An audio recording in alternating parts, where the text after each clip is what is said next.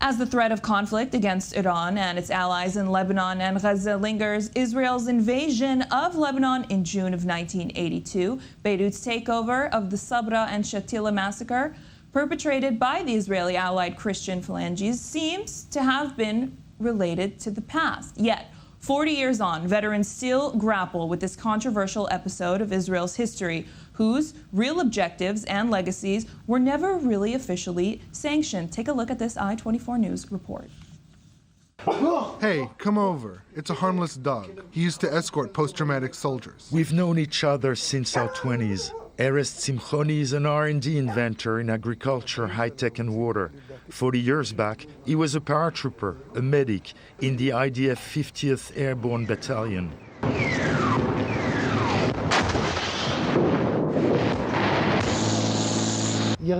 Mad artillery went down. Crazy. Erez hangs on his own fragments of memories of the chaos of war. The RPG passed by us, barely a meter from our APC. But his war is hard to match that of his brothers in arms. Guys from the platoon tell me and my buddy Oded, look, you two were there at the Sabra and Shatila massacre. Oded and I retort, no way, both of us weren't there. We'd been sent somewhere else. You were part of the team that launched mortar flares to light up the refugee camps, they insist. And we keep saying, we weren't there. Look, I think this is some kind of post-traumatic disorder. Whoever went through that war suffers from PTSD. Elchanan, a good friend of mine, was wounded. Gil as well. Oded as well. The bloodied flak jacket, vest, and gun of Igal of blessed memory was the first time I realized I wouldn't be the same. That was even before I started treating wounded soldiers and saw bodies wrapped in plastic sheets.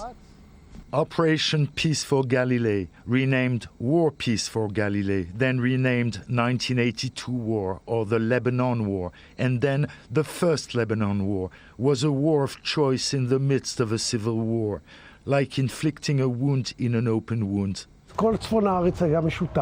The whole Galilee region was paralyzed. The Palestinians had turned Lebanon into what we call Fatah land, a state within a state of Lebanon. They controlled the refugee camps there, terrorized the population. It was not that black and white. Though Erez sees himself as an Israeli patriot, the war and the passing of the torch of war to the next generation has made him ever more determined. I